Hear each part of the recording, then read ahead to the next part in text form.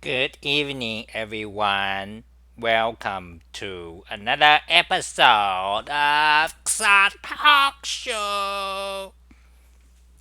And today is random. Now I'm going to talk about several things of import. Let's search for section. Oops. Okay, I don't know what I'm doing. I don't know what I'm doing, but what I know is that first of all, I need to fix this title. Sun live stream. Yes. Today is May 28th, 2019, and we are going to talk a nice talk show. This today's topic is about Kim Kardashian, Ellen show. And oh, there is this thing I learned today that is called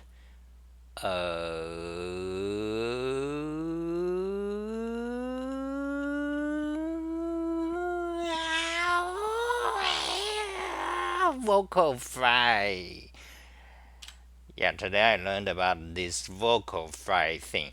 This vocal fry is a girl's thing like that. Kardashians, Kim Kardashians, they are rich people. They are very rich. They've got money. Their bathroom is bigger than my life. Oh, yeah, oh my god. Their bathroom is bigger than my life. And, I also learned today about this upspeak. There is this thing about this upspeak.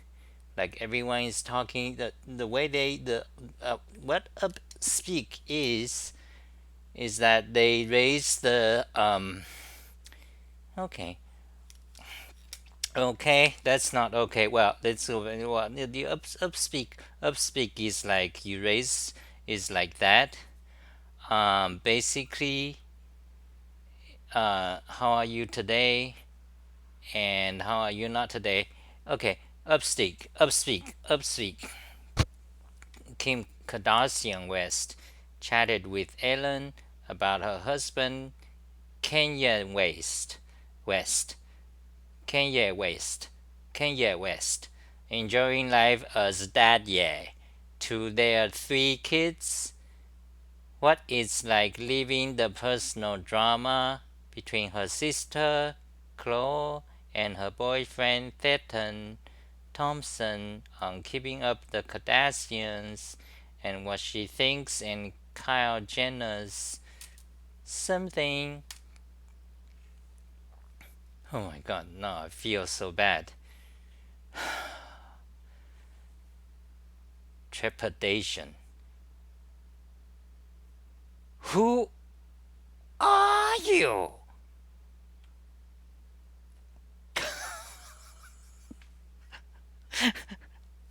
Hey, break the loop. Hey, break the loop. How come you are here so fast? Because I didn't announce it today. I wasn't sure. I wasn't certain about this topic.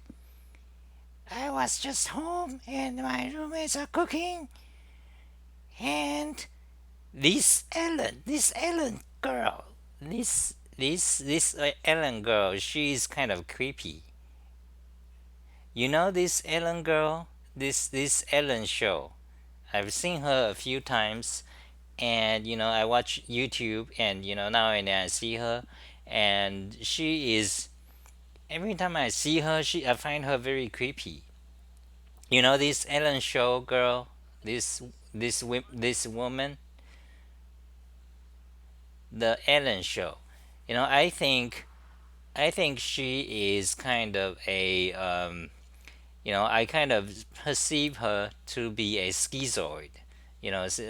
She's also a loner type kind of uh, woman, and she is very creepy. Like I can see her, um, you know, her her her just her body language is it seems to me that she is kind of uh, she is nervous and unsure at all times.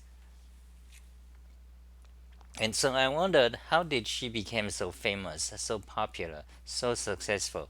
Because usually, if you are that type of person, you the entertainment business doesn't fit you. And oh my God, Kim Kardashian is like talking. So there is this voice. It's called vocal fry, and vocal fry is like right now. This is the voice. This is the vocal fry, and Kardashian. Kim Kardashian. Apparently, many girls in America, American girls, white girls. We must emphasize that white girls, okay, white and upper middle class white girls, they they have a it's an epidemic. It's an epidemic about this vocal fry thing. So let's look up what is vocal fry. VOCALFRY. So vocal fry, apparently all the girls are talking about it. I mean, the girls, they have this, they have the girls thing, they have a thing like so we let's go to Wikipedia. Vocal fry register. So vocal fry register, also known as post register, laryngeal laryngealization, post pronation, quick croak, popcorning, glottal try, glottal rattle, glottal scrape, Strohas, Ostrohas.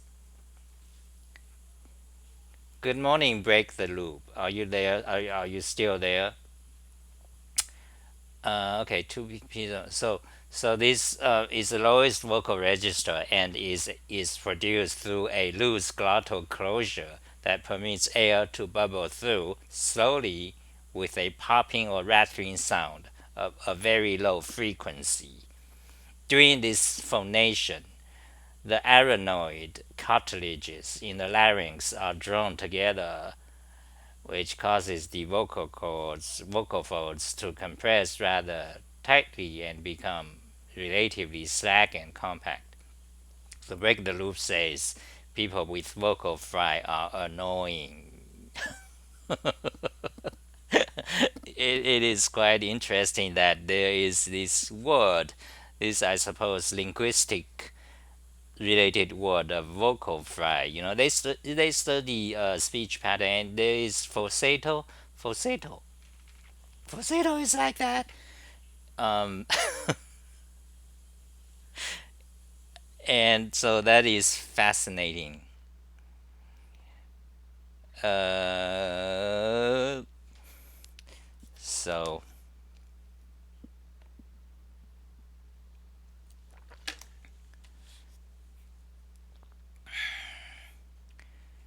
okay, suddenly I'm lost. So I'm looking at Kim Kardashian. Kim Kardashian. This. I have a these they people. Not sure how to describe it. So she became famous because of a sex tape, and she became rich. No, of course, but these people, they have to. It's not like anyone can make a sex tape, then you become rich and famous. It's not like that. They do have certain talent. Basically, their talent is being, you know, uh, a social butterfly. They they are able to manage social situations. So in a sense, management skill, and also kind of a feminine uh, skill and management, and lure people. Okay, so okay, right now I'm kind of lost. when I'm lost, I don't know what I'm doing. Like usually, like when I'm lost, I'm not sure. Uh, that's when I feel self-conscious. Then, not sure what I'm doing. I'm talking about because, well, originally I was going on to talk about to imitate, to mimic this vocal fry register and falsetto and whistle, whistle. Okay, let's try that. Let's try this whistle voice. Okay, the whistle register is also called the flute register or whistle tone. Is the highest register of the human voice, lying above the modal register and falsetto register. This register has a specific physiological production, which is different from the other registers and is so called because the timbre of the notes that are produced with these registers similar to that of whistle. In some sopranos, the modal register vocal production may extend into what is usually thought of as the whistle register. Now, I'm not sure that is actually the whistle register, but whatever that is, then we have the physiology and definition. So that's the whistle register.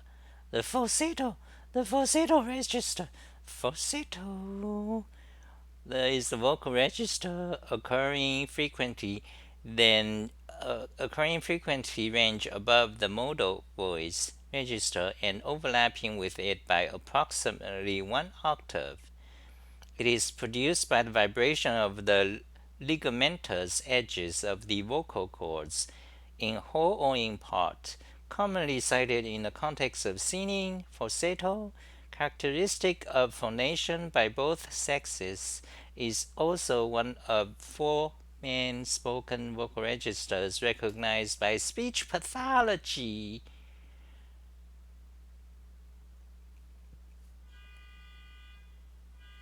Modal, vocal fry, and so vocal fry is the lowest. Vocal fry is kind of like this, okay.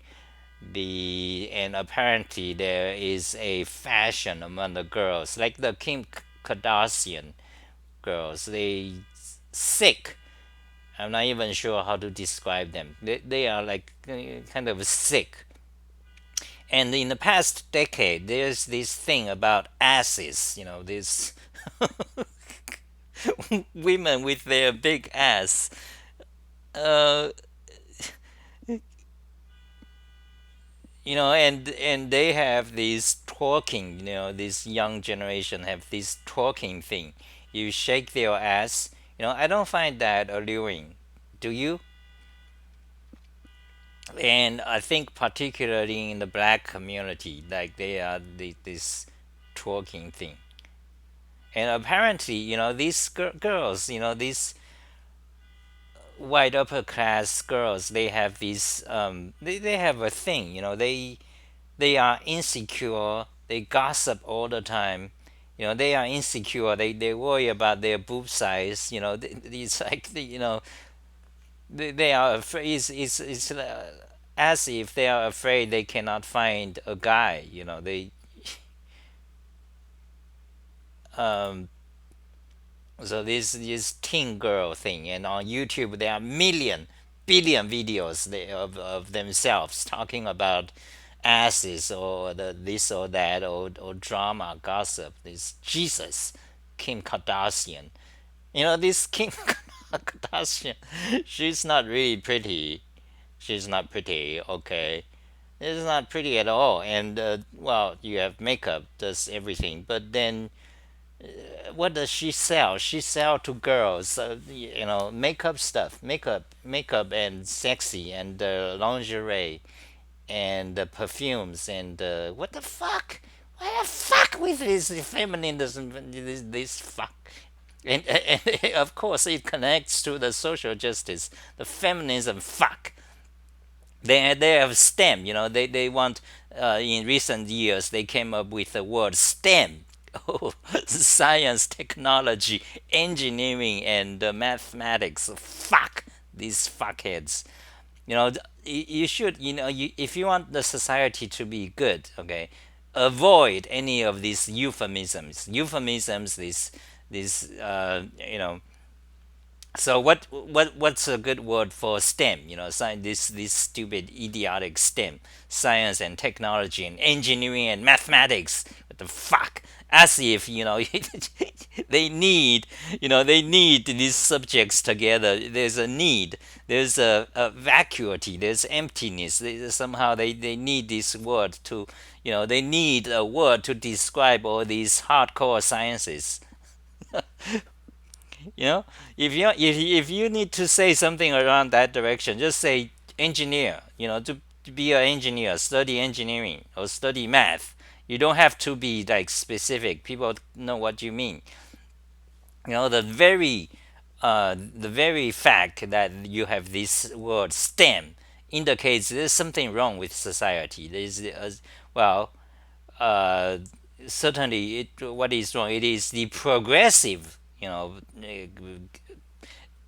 type of people. They are not progressive. It's good. It's good to be progressive. But today's this social justice progressive. They are not. They are not really actually just progressive. They sick. They are sick. Okay.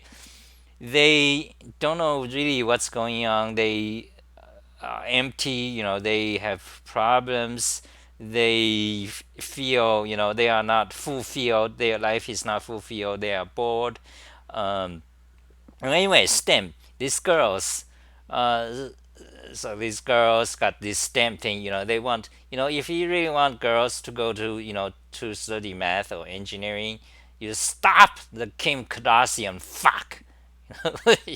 And the girls magazines, you see, remove Kim Kardashians, then possibly girls will go to study math and stuff.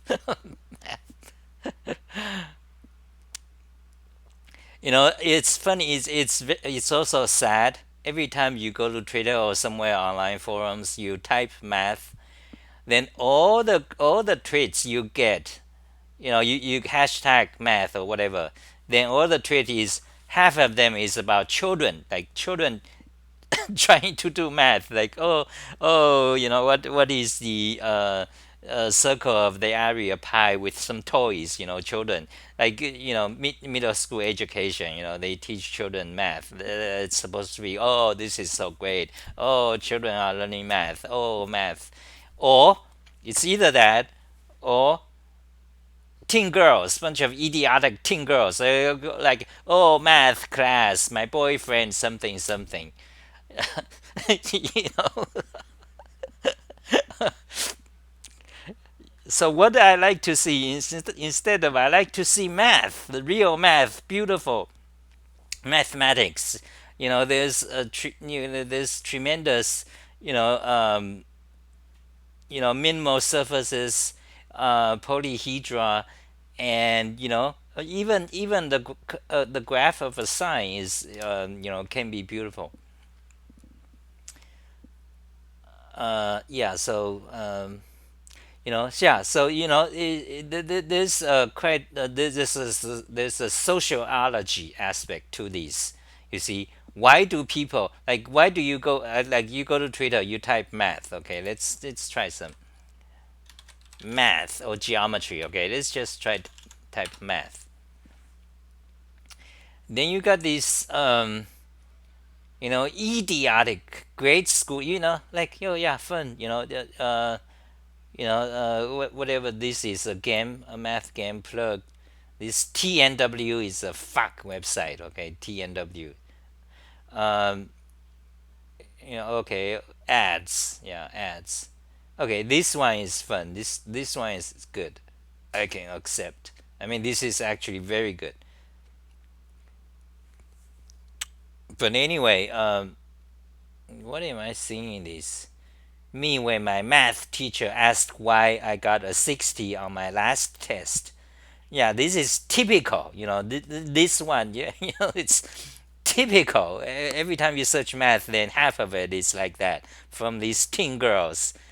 Me, when my math teacher asked me why I got a 60 on my last test, some joke, I suppose. Oh, this is actually about that James Charles guy, a makeup guy who is having a drama right now, like cancelled. Are they are there any good math documentaries you've watched? Basically, for that question, basically no. All these documentaries about mathematicians, they are all kind of uh, production. They are fake. Okay, they are not really. First of all, they are movies. For example, there's a movie. All the movies about math, they are just like rather garbage. Okay, it's like I watched an interview with Joe Rogan um, with a soldier. Ex-soldier, the leader of some not FBI, but some kind of military. Uh, you know they kill people. That's what they do. So Joe Rogan is asking him, so are there any movie using guns, FBI busting, or some military, some sea, para, not paramilitary, special trained, special military group. Sometimes you have these 5 people or 10. They put you into you have a special task to do. You must be very good. So you have these kind of so Joe Rogan is asking the guy, so are there any movies, war movies involving guns or military or soldiers uh, that is not that is at least somewhat realistic? And the guy says no, no, not a what. I mean, they talk about several examples. Basically, the guy is saying all the gun, almost like he says every there's no one movie involving uh, gun, military or soldier, or FBI situation, or spy movies. Not one single movie that's half realistic. That's his answer. So in the same way, I can make the same comment. I don't, for movies that I interview, or I mean, that's a story of mathematicians. None of it are remotely genuine. They are just like all dramatic. Like there's a movie called A Beautiful Mind. A Beautiful Mind is about this mathematician. What's his name? What's his name? A Beautiful Mind. This mathematician who studied manifold, geometric manifold, then who also studied uh, what's his name? And he also won. I think he won a economics prize for some math theory. But anyway, John Nash. Yes, indeed. Thank you. Oh, John Nash. The Beautiful Mind is that yes, John Nash actually he's got a schizophrenic. He's schizophrenic, so he see things. He see things that's not here, not there. He hear things that's not there. So schizophrenic is really a problem you don't want to have. That schizophrenic, that's physiological. It's not just a personality disorder. Uh, so anyway, yeah. So back to the search math on Twitter. So you either see all these girls, they're talking about their things, it's like these girls have a thing with math. For example, let's read this one. Molly says, my friend Sophia went from texting me about Rubik cubes and how she wants to solve one of these summer to math and Google. What? I don't even know what Google is. SMH. What is SMH? Is that smooch like mwah? What?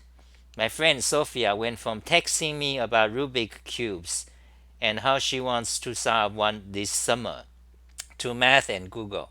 Okay, I don't even know. So girls. Okay, so they have to like this is their thing. I mean, they somehow they have a thing with math.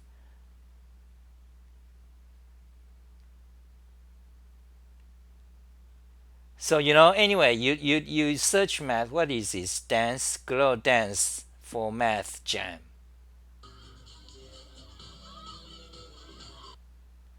So it's either it's basically all stupid. Uh, on the other hand, it's mostly stupid. On the other hand, if you want to see real math, let's say you can search, for example, oh, SMH shaking my head. Okay. Uh, okay. Henry Henry Sitchman. This is a English guy. I never met him, but yeah, this is a guy. He introduced me to Second Life. Then I spent 4 years in Second Life, day and night. So, for example, if you want to see real math,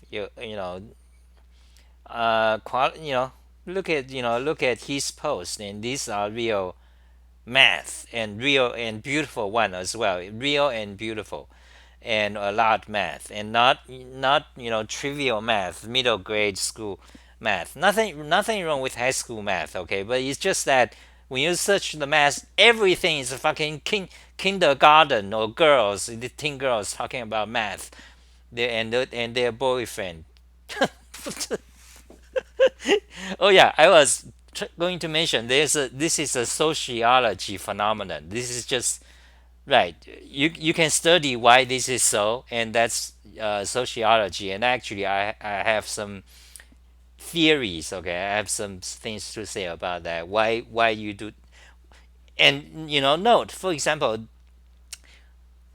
young girls do that, but you don't see boys do that. You will not find boys that say, oh, Matt, something like the way the style the girls are doing. Like, they are doing it all the time. And there's a reason I can tell. But anyway, for example, this Henry Segerman, you look at his tweet, and that's math. That's good thing. Um, and oh yeah, and these are some of the things he tweet are not trivial math. Some of them are unsolved. For example, this ball packing. Okay, it says news. Physics creates remarkable tennis ball towers, including one blah blah blah. This is probably related to sphere packing, which is I believe it's still unsolved problem. Sphere packing in two dimension is solved. I think I'm pretty sure it's. Oh no, it's not solved because you have to pack. How many circles of the same size you can put into a square.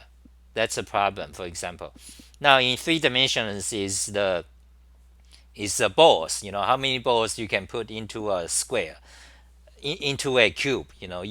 You have to like there are different arrangements. Maybe you can put one more. But the difficulty is that you have to prove you know this is the minimal or this is the maximum number of balls or you can put into a cube, or you have to prove this is the maximum number of circles of radius r you can put into a square. You have to prove it. But if you look just search for sphere packing, you'll find Wikipedia, and that's unsolved. Well, I may be incorrect, but anyway, part of some of these problems are not solved yet, and they are tremendously difficult. Meaning, I mean, they have been unsolved for it's well known problem for a few hundred years.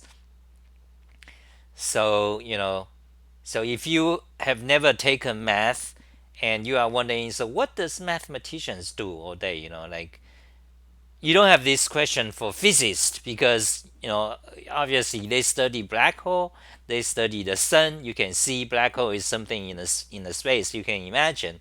They study physics. They study how jet, how airplane works, how helicopter works, how gravity works. You can all imagine. But then if you haven't taken, if you haven't studied math, what does mathematician study beyond, beyond high school, beyond calculus, that. So anyway, usually it's very hard to describe. You cannot describe it because that is the nature of math. Because the nature of math is you throw away everything, leaving only the essence of things, and that essence usually cannot be described to a layman. Uh, you know, because it's all very extremely abstract. Uh, yeah, so I mean, what I mean is that you cannot describe in English. Uh, uh, that is what I mean. So anyway, so yeah, so this, for example, this is a good math, and also you can, one trick is to know good people to follow in certain type of subject is that you find one guy who you who you value very much. For example, math. This guy I value very much. For example, so you found one guy, then you look at what he who he follows. Then you can find a lot of other people that is a great poster for that topic. And currently the topic is math. This is one technique. For example, if I want to find Kim Kardashian, okay, my research into um, you know American, let's say, girl, yeah, my research into women, then into Kardashian, let's say Kardashian, the sociology of Kardashians, like what they do every day, what is it they make that they have so many millions and millions, 10 million, 50 million followers. What is it?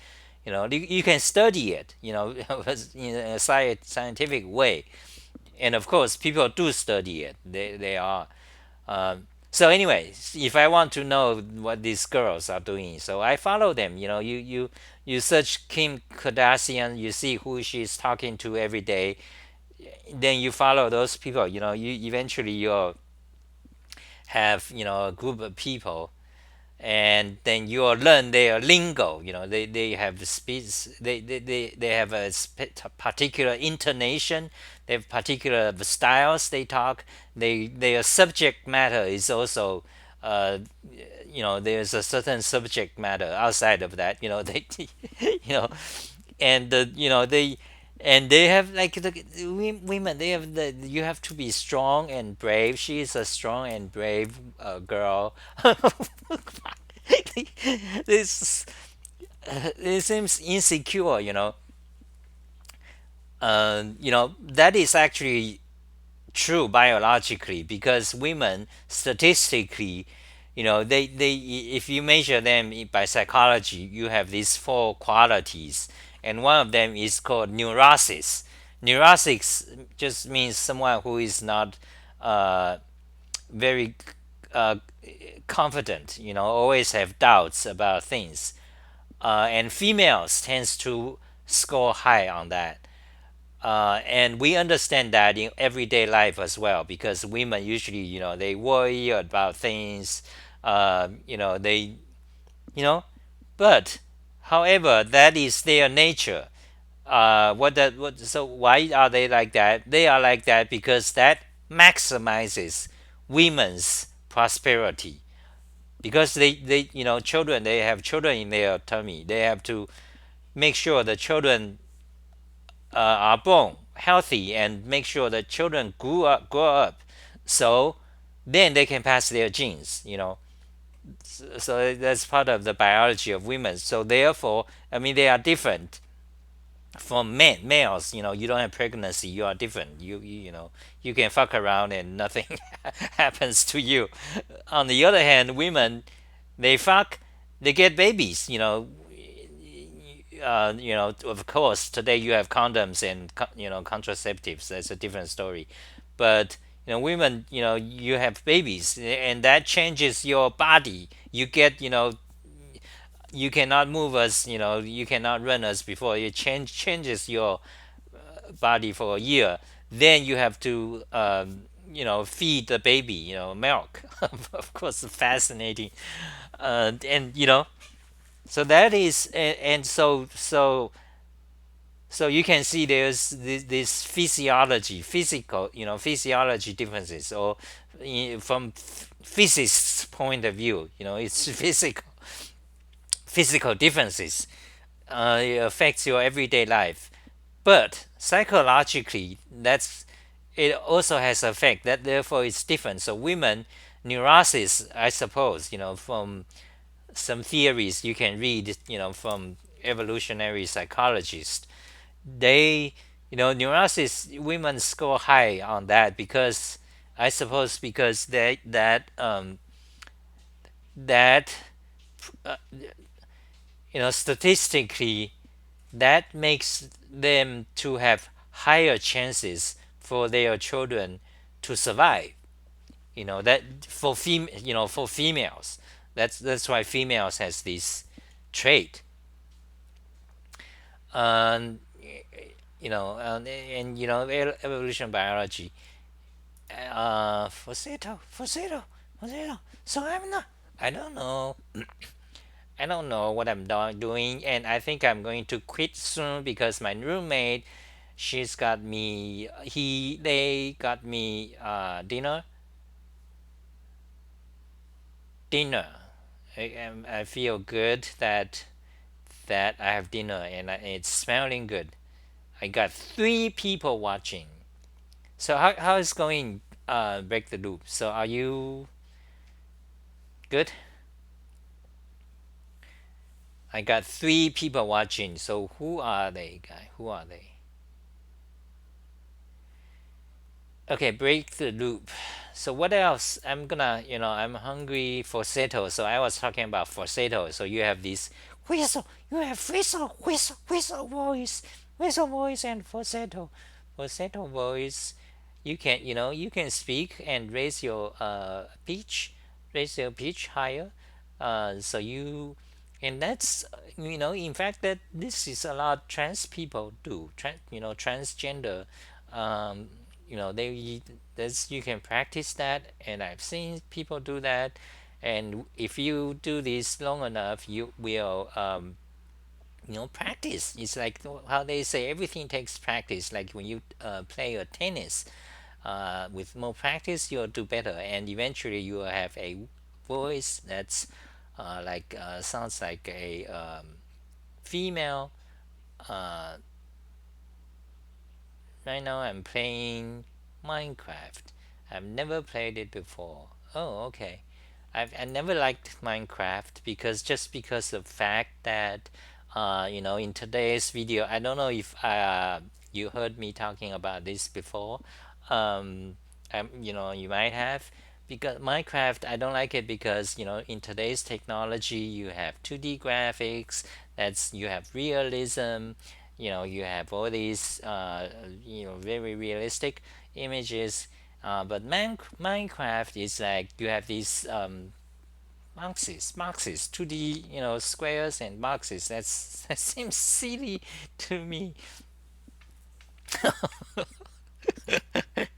It's yeah. So no Minecraft for me. I never played it. Let's see. Okay, so modal voice is the normal voice, but I find that these speech things are actually quite fascinating. Then you have vocal fry is basically like this. When you lower your voice all the way down, so it's like crackling the vocal fry register. The vocal fry register, also known as blah blah blah, is the lowest vocal register and is produced through a loose glottal closure that permits air to bubble through slowly with a popping or rattling sound of a very low frequency. And there are other interesting topics because such as uptalk, the high rising terminal, also known as upspeak, uptalk, rising inflection, upward inflection, or high rising intonation, is a feature of some variant of English where declarative sentences, clauses end with rising pitch intonation until the end of sentences where a falling pitch is applied. Millennials, they do that. You know, so from if we look at this from psychological point of view, this is just my random fancy. Okay, it seems like it stemmed from uncertainty and no confidence. You know, so it's like everything is a question. Hi, my name is Ksa. Welcome to Ksa Talk Show. Today is May 28th, 2019. Okay, I think I'm gonna go eat. Guys, break the loop. I'm gonna go eat, and I guess that's it for today's talk show. I'm kind of just doing fucking around. Have fun playing Minecraft. Bye.